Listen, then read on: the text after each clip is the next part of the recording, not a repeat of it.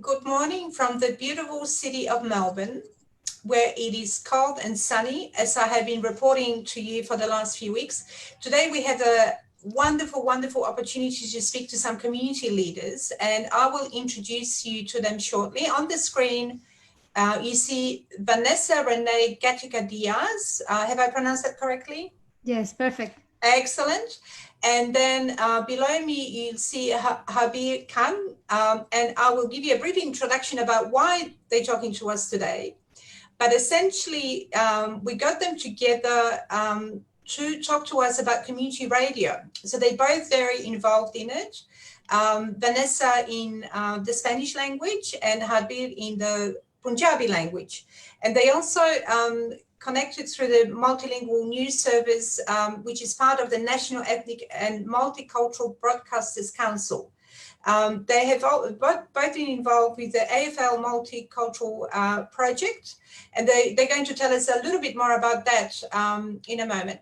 So starting with Vanessa, Vanessa is an amazing woman who has a very big microphone in front of her. So we're very excited to see professional equipment. We are a bit more backwards in technology here at Polaron. Vanessa, welcome, and tell us a bit more about yourself. So before we came on online, you told us that you are from Mexico originally and Spanish is your native tongue. So maybe you could tell us a bit more about that.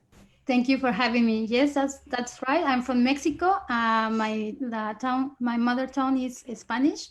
I arrived in Australia in 2015, November 2015, and I came here because I married an Australian guy. We met in 2010.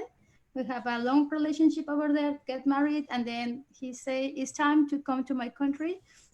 And I absolutely loving it. I love Australia and love the culture, and I've been learning lots of things here. And I was so happy to know Australian football, and I really love now the sport and the country and everything of the culture. And I think what you said to us before we came on air is that you know at least 15 different rules, and that rules for AFL keep changing. Is that right? Could you tell us a bit more about that? Yeah, the league is constantly changing the rules. So every year there is a different changes. For example, last year it was a sixth rule. So the position of the players changed in the middle only 6 players, in the back area only 6 players, and in the forward only 6 players. So yeah, it's very even exciting. You need to follow the league and check what are the new changes and now what rules are allowed or what rules change a little bit. So they put a little bit of excitement on the game and keep you entertained. And as well, another thing that I love about the game is that really quick. You know, is they caught my attention straight away because the ball is moving so fast. You know, and the mark, the figure of the mark, I love that figure when the player jumps in the back with the knees in the back of the another player and grab the ball. I reckon that is completely beautiful. It's very dynamic and very fast-paced and very energetic. You were telling us also that your father played basketball back in Mexico, and you used to attend matches, and you're quite a sporty person yourself. Is that right? Well, since I was a little kid, I saw my father playing basketball, not professionally, just he take us on the weekends, and me and my sister were playing with him. So it was a sort of like a family ritual. But I reckon that put my eye in sports since I was little, and that Mexico is a very big soccer culture. Yeah. You know, is we follow the soccer a lot, and I love going to in the stadiums. You know what I love of the stadiums is the energy of the people, the supporters. I really like to work in environments when people is happy. So I feel my energy is just absorb this good energy. So I love to be around when people is enjoying themselves. I'm happy and sharing. You know, I like that energy on the stadiums. Because really, AFL is a family sport. There's so much that good energy when you go and see the sport live. Do you have a particular team that you barrack for? Yeah, Barrack, the Western Bulldogs. Okay. And how did you pick your team? Well, I have two main reasons. Once I have actually bulldog of pet in Mexico called Benito. So through Benito, my love of the bulldogs is already built. And as well, the second reason is when I was studying English here, the first year that I arrived, I studied English in Homesglen. And then I joined to the basketball team, and we when I played basketball in the white hovel, white in Footscray. So I met a few Western Bulldogs players, and at that time I wasn't too involved in the game, only what my husband was telling me. So, but I get excited as well for the colors. You can see the colors, the red, white, and blue. Wow, yes. So I like the colors as well. I recommend women's pick teams for the colors. So I stray away by my merchandise, of the Western Bulldogs. And my husband is Geelong. I have a little bit of trouble in that respect because he told me you should follow your husband's team. And I That's said, what I was going to ask. but I like the colors and Benito. I like the team as well. And on top of that, on 2016, the Western Bulldogs won the premiership. So I told my husband, look, they won. I like the colors. I like Bulldogs. So I reckon it's my team. For life, for life. Well, thank you, Vanessa, for that introduction. That was very interesting. So I wanted to move on to Harbir, who you see at the bottom of your screen. And I did want to ask you a little bit about your background as far as the language you speak. You told me that you came here in 2003 from India, from the northern part, and that you speak a number of languages actually. And I think people that haven't been to India don't have a lot of knowledge. They don't know this, but there are actually 27 different official languages in India, and Punjabi is one of the languages that you speak, as well as Hindi and a bit of Urdu, I think you said. So maybe if you could just tell us a little bit more about how you came to Australia and whether you love it, which we hope you do, but also maybe some of the challenges that you've encountered when you first arrived. Yeah, look, thanks for having me, first of all. When I came from India, I think it was a great experience for me because I've studied my bachelor's and master's in agriculture. And when you study agriculture, you talk a lot about Australia as well because of the agriculture that happens in Australia. So I had that sort of connection with Australia already. Back in India, when we used to study and then all that kind of stuff, you used to get mesmerized, as in what's going on in the agriculture sector over there. So that the way I came to Australia was my pretty much to say I share sort of a lot of similarities with Vanessa. I'm married to a girl. She's my wife. She's from here. She was born and brought up in Australia. So that's how I came in 2003. And even I'll get back to the other topic, but even I had that option of Geelong and picking for my AFL team as well, because when I came in, it happened. My brother-in-laws, a couple of them go for Geelong, and one of my brother-in-law, he goes for Western Bulldogs, but I live in Western Bulldogs area, so I had that sort of thing as well. So it was pretty amazing that we sort of shared the same sort of story. Oh, there you go. Yeah. So, look, I'm really enjoying being in Australia as well. Since I came in 2003, I've been involved in a lot of organizations as well. And we had this organization in our local area where I was chairperson for some time as well. And we used to run a lot of activities in that. That has really gave me a good insight into the Australian life as well. And so I was able to simulate very well in that.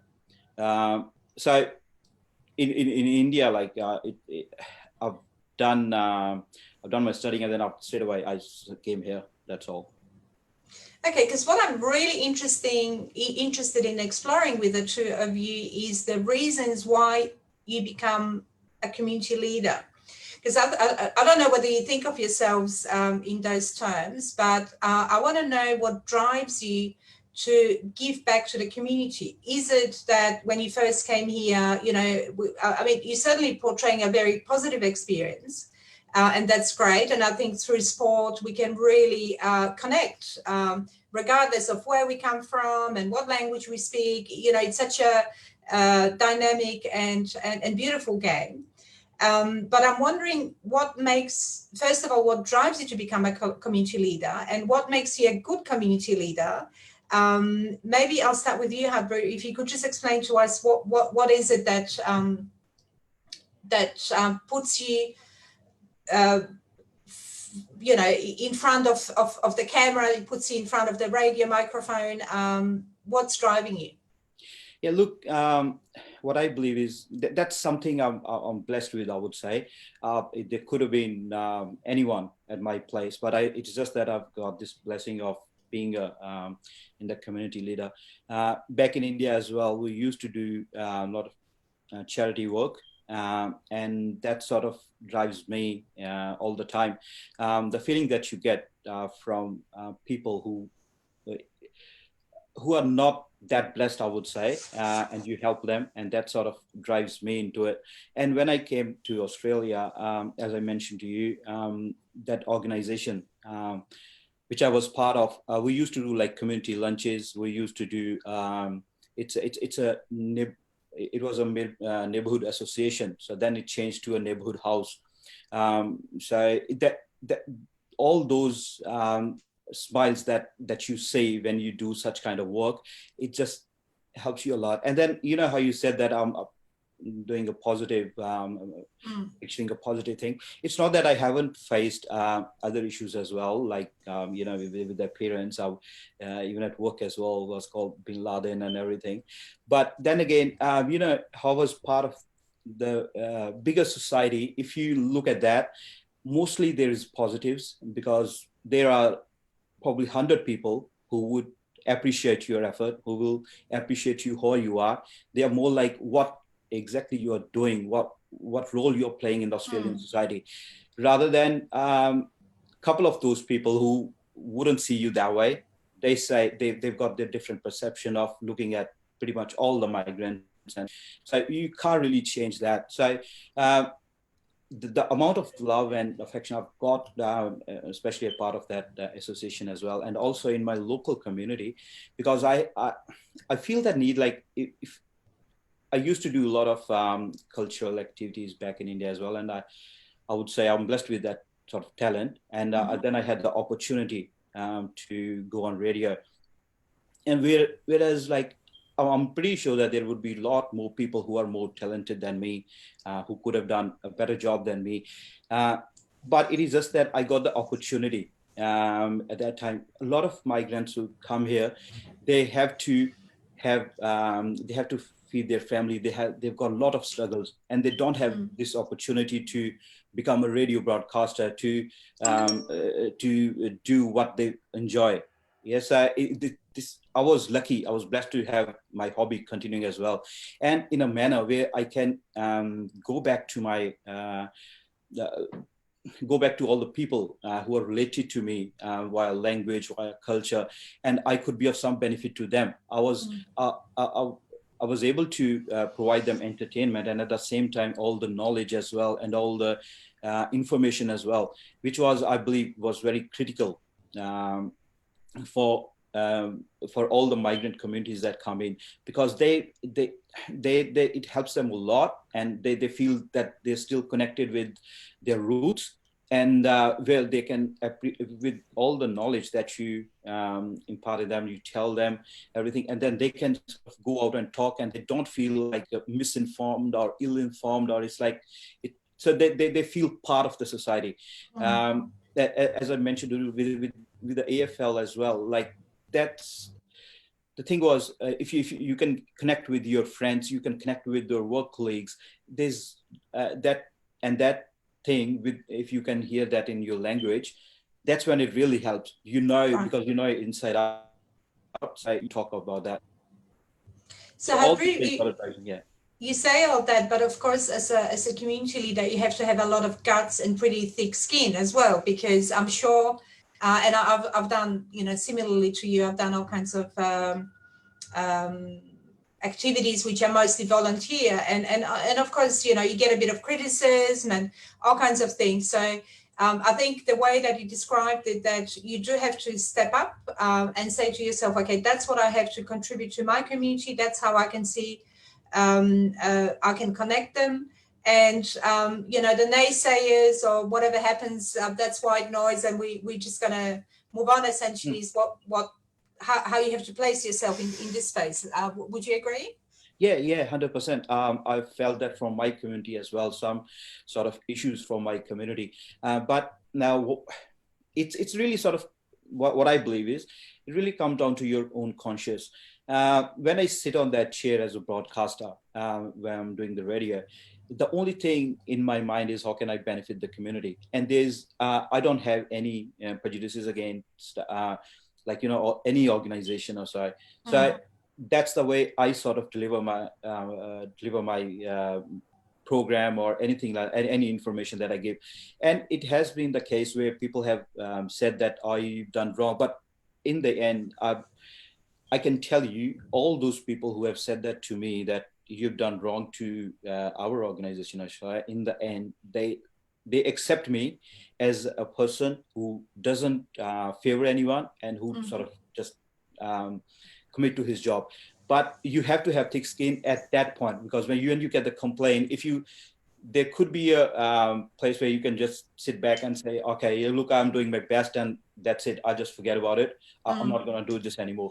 The other way is like you keep on doing what you're doing, but people will realize if you are doing the right thing, eventually they will come in your favor. Come around, yeah. And that's what has happened to me. Such an important role. Vanessa, are you a community leader? Do you consider yourself one? And if so, how so? What sort of a community leader are you?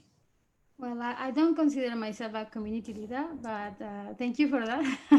You probably are. Oh, thank you. No, I as Javier said, I feel I'm lucky. I'm blessed as well in being in this position. I have these just great opportunities. I just feel that the doors start to open in different ways, and I just say thank you to to God. And I'm very, very happy to come, help or be an example that is they comes with a great responsibility as well. Because I know the feeling of homesick. I know how painful it is when you miss your family and when you miss your country. I really enjoy when I can play a song from, for example, another day in the program we were playing a song from El Salvador called My Country. And it's very beautiful as well to know another songs for another countries.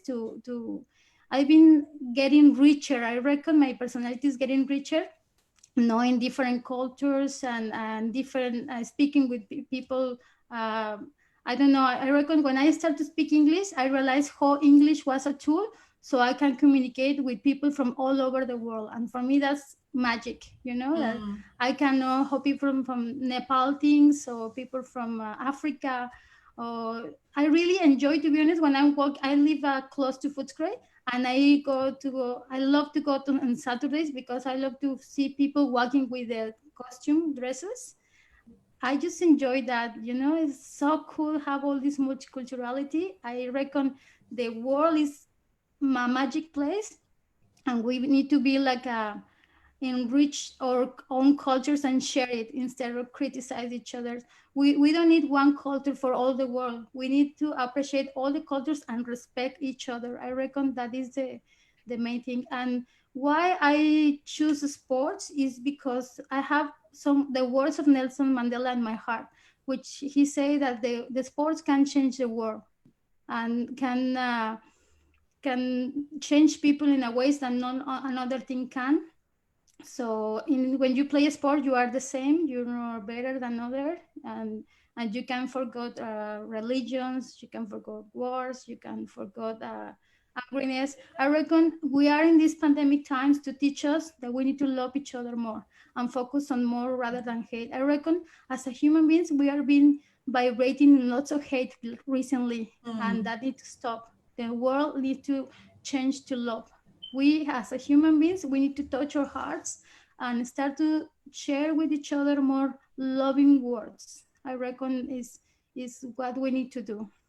It's a great message, Vanessa, and that leads me very neatly into talking about radio, which you would think with all the digital apps and from Facebook to Instagram to TikTok to whatever, but it's still such an important part of our community, isn't it? And such an important medium.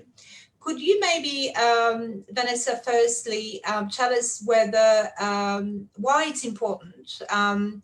First of all, to be part of community radio in languages other than English, but also invest into it. And what is driving you to contribute? Because it's a volunteer, you do that in volunteer capacity.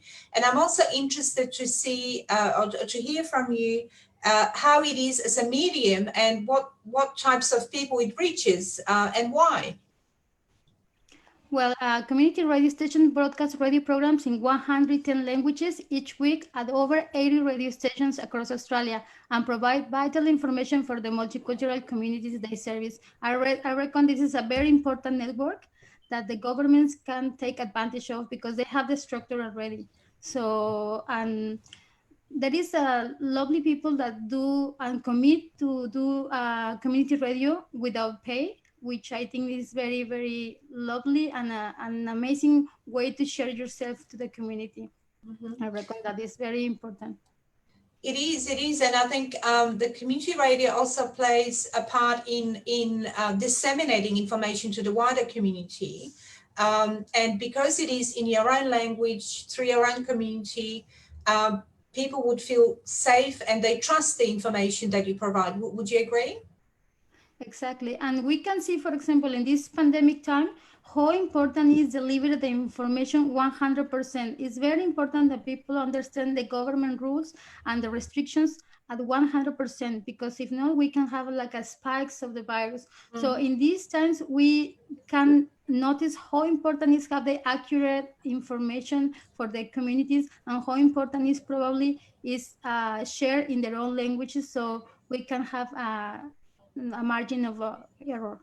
Yeah, and Harbir, how are you seeing the Punjabi community rallying around community radio, or how is it being used in today's digital world? Are people mostly listening online, or who's your audience? Who would you say sees community radio as a really integral and very, very important part of their lives? Yeah, well, definitely. I believe radio is a medium which we are all familiar with. I know in today's day and age, all the digital space has come in with Instagram and everything, but that's something which the migrant communities can relate from their country as well, and they like to listen to as well. When we look at the migrant communities, we know that there is a lot of people who are quite used to all this stuff, as in Instagram and everything. But then there is a big chunk which our parents, our grandparents who come from there, they want that information, they want that connection, but community radio is the one which is sort of providing them that. So that's why, it's like community radio is very, it might not sound that good in today's day and age, but it's the easiness of that as well. You go there, you click on the channel, and you just start listening to it.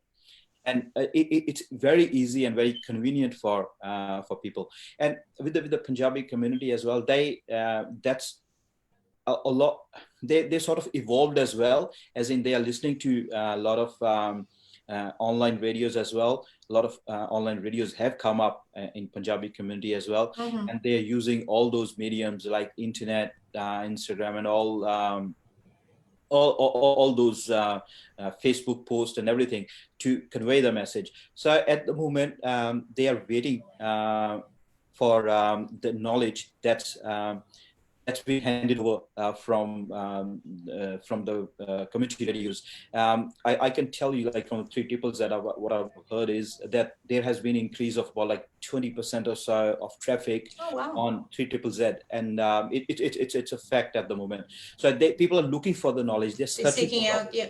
Yeah. So if they can get that in their own language where they can sort of understand, because what you do is like as a community broadcaster, you don't just say the rule, you sort of give them the examples as well so that they can understand, because you know that your audience uh, is who your audience is pretty much. And so you know that their level of knowledge would not be same. So there would be few people who the young people who can sort of go to internet and they can get all the knowledge, but then there are others as well. They I know that most of older people, like they don't want to go out as well because of the valid reasons. Of the risks, yeah.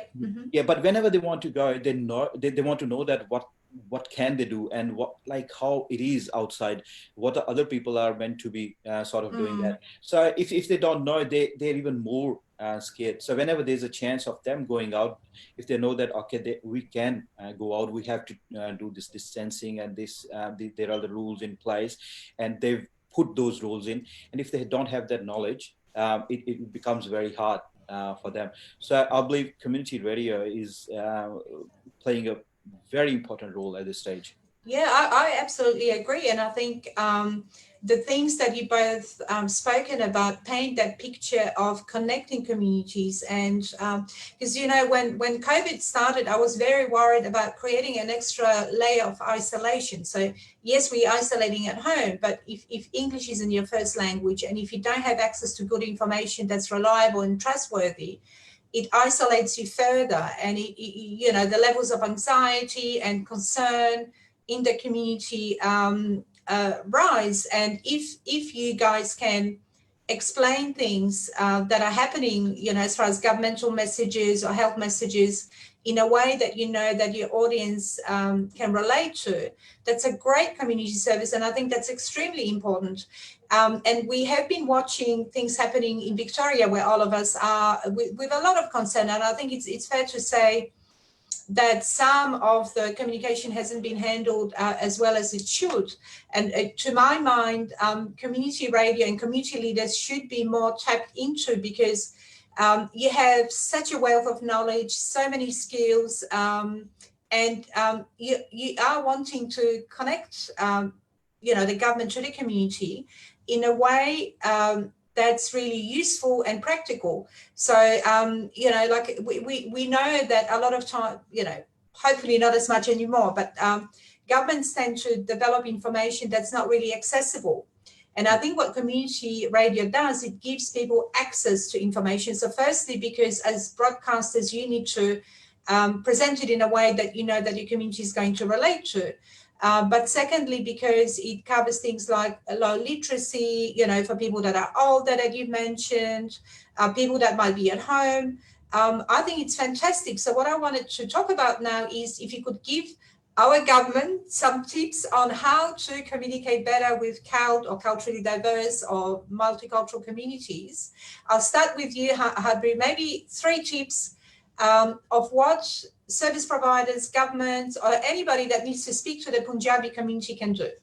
Yeah, well, for me, the first and foremost is be proactive, not reactive, because we've seen that in the case of towers as well, that everything was done later on, not at the start, because government needs to be aware that there are people of different cultures are there. So, and there should be a focus on all the community avenues, like community information avenues, they need to explore it. They shouldn't be concentrating on one.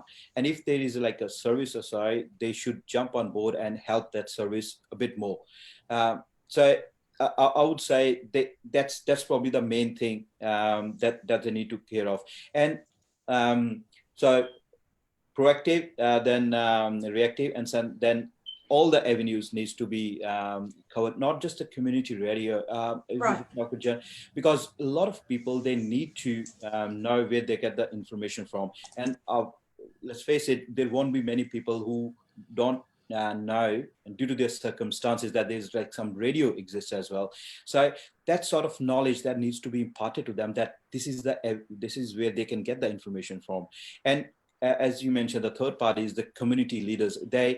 Government need to empower them with the knowledge, and because we've seen news service that we do, we've learned from that there has been an increase in people who are looking to their community leaders, who are looking into their, they're asking for information from them. Mm-hmm. So that has definitely increased. And if they are not empowered enough, if they don't have that kind of support from the government, then it becomes really hard. So that would be probably the 3 tips. Yeah, thank you. So all of it is very common sense, but yet when all of this that you talked about was happening, there seemed to be lack of coordination, or the cynical me wants to even say, sort of lack of foresight or lack of respect even. Like, it's not to say that the governments were doing it on purpose. And I think truly everyone's doing their absolute best. I'm certainly not trying to be critical, but what we are seeing here at Polaron is that lack of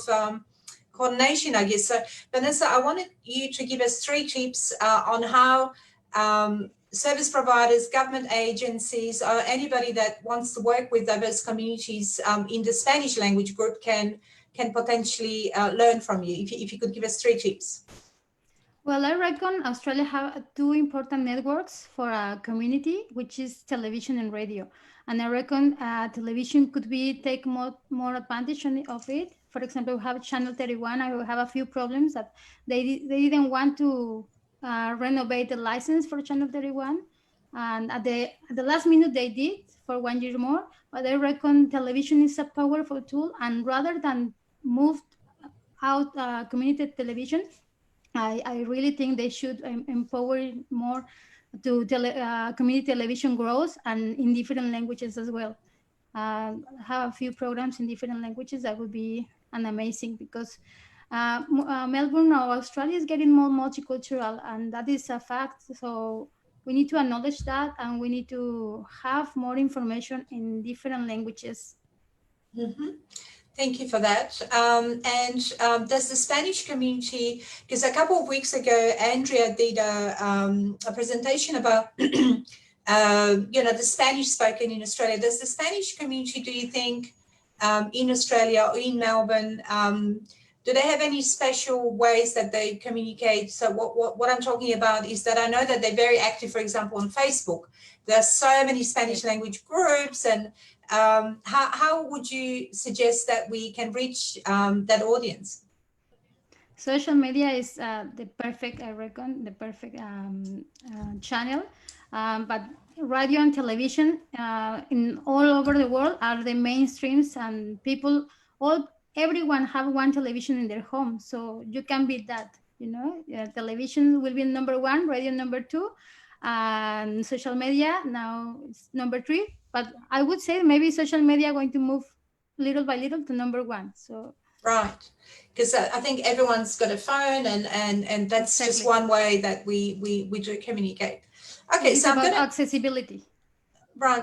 We've got quite a few questions, guys, and believe it or not, we've been speaking for half an hour already, and I just find it extremely fascinating, and I'm very, very grateful for your feedback and comments and tips. But I did want to bring you back to sport just for a minute there. Firstly, with COVID, there's been a lot of changes to AFL. What's ahead of us for next year when the season starts, I guess, or will you be involved in the AFL multicultural project again, or what's happening with that? Well, I believe we don't know. We don't know exactly, because the impacts of COVID on the economy and other sports, we don't know what's going to happen. Because to be really honest, they would be doing introspection that this is how much it cost them, because we can see at the moment AFL has moved all the teams into hubs. So all those logistics and all those expenses that they're incurring at the moment, so they will be looking back into it. Although so far it has been very good with the sport of AFL. We've been able to deliver a lot of like a commentary, the shows and everything, but it's anybody's guess at the moment, like what's going to happen in future.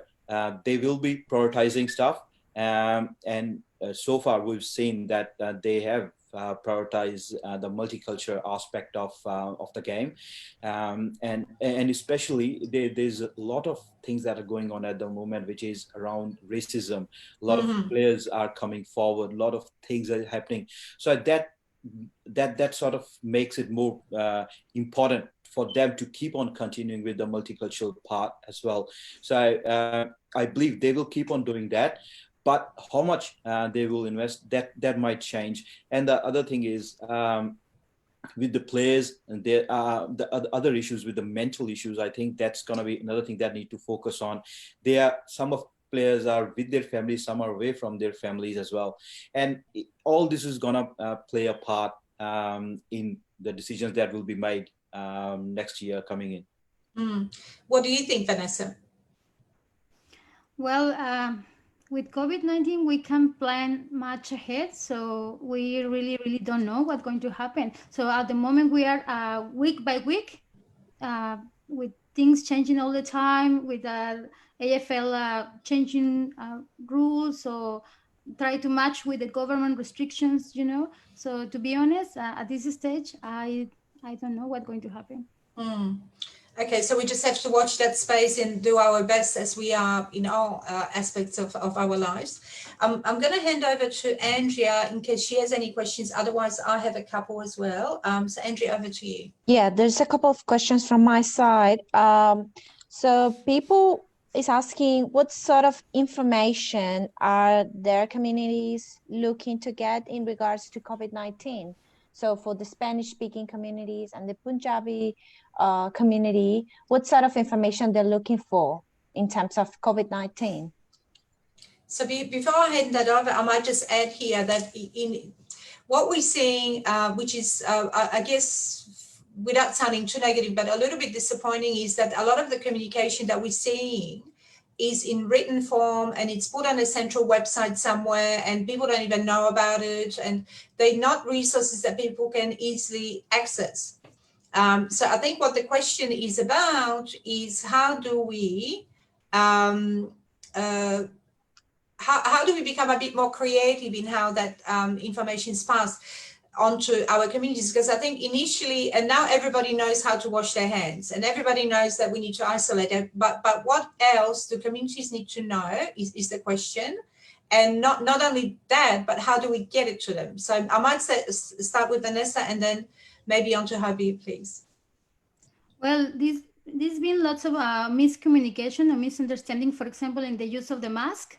So some people don't wear a mask at all. So people, they say the mask can protect you. Some people say the fabric mask can protect you. Some people say fabric masks don't protect you. So it's lots of this information in this regard, or how often you need to wash or remove your face mask.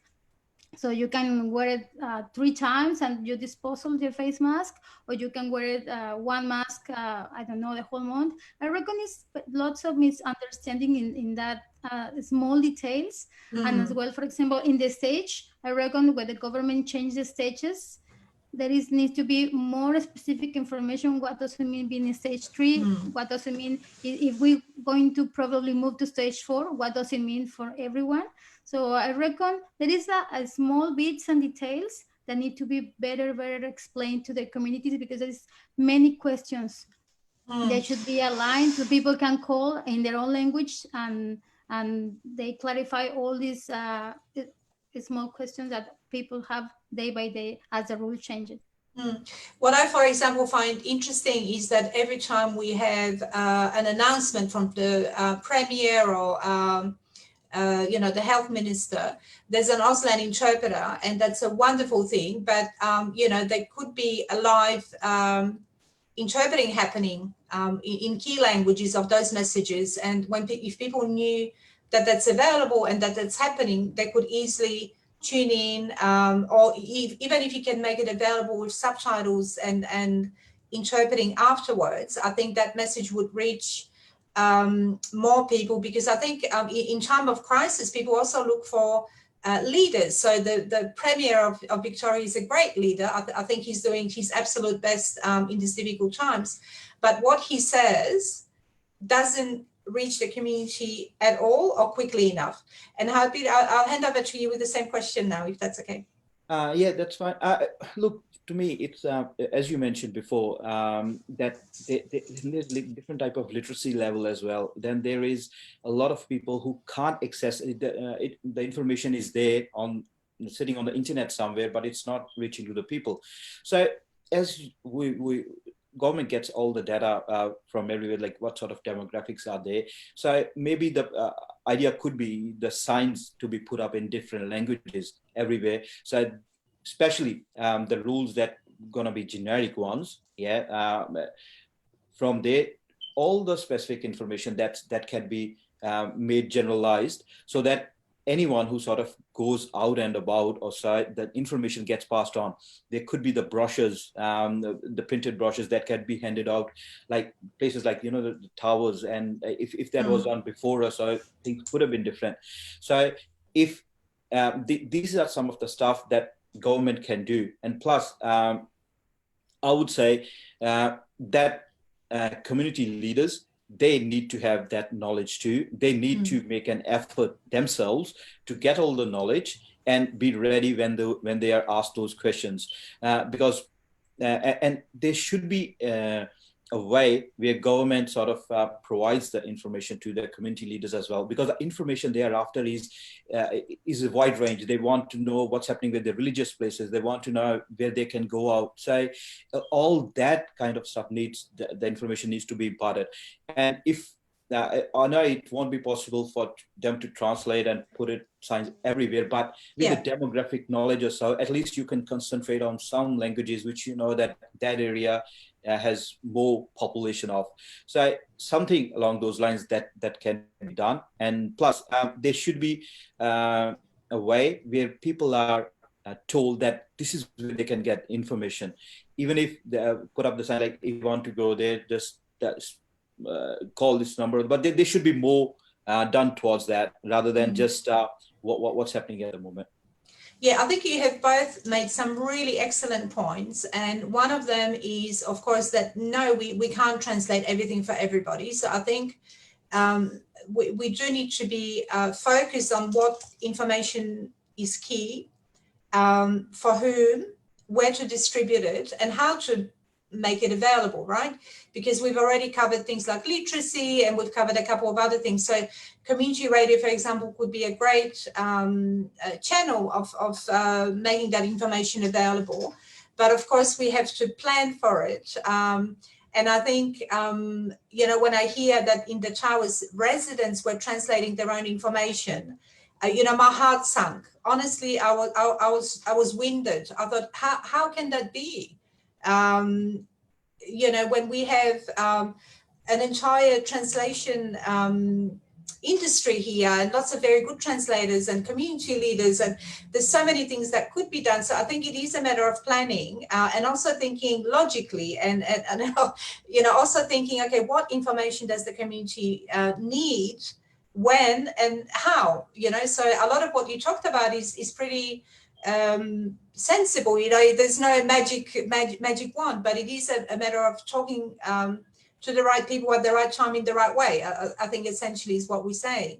Andrea, any other questions? We've got 3 minutes left, so let's see what you've got there for us. Yeah, so we receive another question regarding community leader. So what should be the ideal role of a community leader in regards to COVID-19 and the whole situation with the pandemic? Vanessa, what do you say? Well, I reckon because we have the opportunity to have the microphones, we have the commitment to share all the information and translate all the news that are arising day by day.